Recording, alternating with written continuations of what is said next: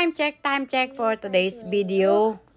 For today's video is already 7:30 in the morning, but it's weekend, so during weekend I don't usually upload video so early.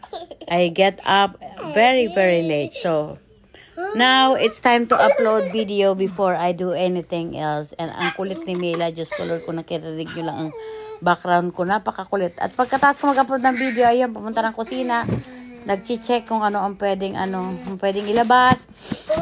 Nagre-ready, ganyan ako, nagre-ready ako para sa hapunan. Saan ba nakalagay ang camera? Bakit ang kitang-kita ang tok-tok ng refrigerator, pati tok-tok na ang ulo ko na malapit ng makalbo, charot. Ayan, inilabas ko nga ang chicken yata dyan. Chicken yata yan. Chicken breast. Chicken breast ang aking nilabas para nire-ready ko yan ng hapunan. Araw-araw, everyday, ganyan ang ginagawa ko. Pagising sa umaga, as usual, ganyan, everyday life in being grandma in America, ganun. So, ayan na nga. Pinilabas ko na yung aking luluto para mamayang hapon. Para medyo lumambot na habang piniprepare mo yung kung ano pa ang gagawin mo. Magtitimpla muna ng kape sa lola. Alam mo naman yung kape ko, black coffee. So kagigising ko lang, ganyan ang aura ko para akong military, naka-ready na agad. Bakit ba ako naka-ready ng ganyan? Siguro ay nakatulog akong nakabihis. Hindi, talagang ganyan lang ang suot ko. Talagang pambahay ko na yan. Hindi ako nakaduster. Alam mo sa Pilipinas, pagka nasa bahay ka lang, nakaduster ka lang. Dito kasi malamig ang panahon, kaya hindi ka pwede magduster. Papasukin ng lamig ang buong katawan mo. At nakalimutan ko pang gumawa ng usually kasi gumagawa ako ng olive oil na may gid na luya. So ito yung yung microwave na sinabugan ng itlog. Diyos ko Lord, binigyan pa ako ng trabaho ng itlog na yon. Naglaga ako ng itlog. Kasi tinatawad nga ako maglaga doon sa kalan. So nilaga ako sa microwave. Nawala sa isip ko na sasabog pala talaga yun pag nilagay mo sa microwave. So ayan ang nangyari. Dumagdag pa ang linisin ko yung microwave. Basta na nang wala na akong linisin. So ayan. Kape tayo, kape.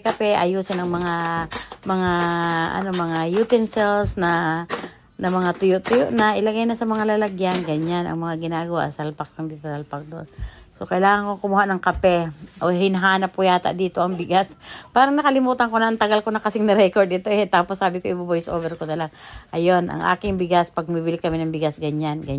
Parang tigkakalahating kilong nakapakpak, ganyan.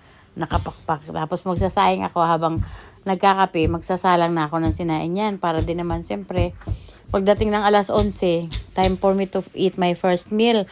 Titingnan nyo lang akong napakataba naman. Hindi naman ako matakaw. Diyos ko Lord. Ako naman ay isang beses lang kumakain. Tapos na lang ako, merienda na lang bago matulog.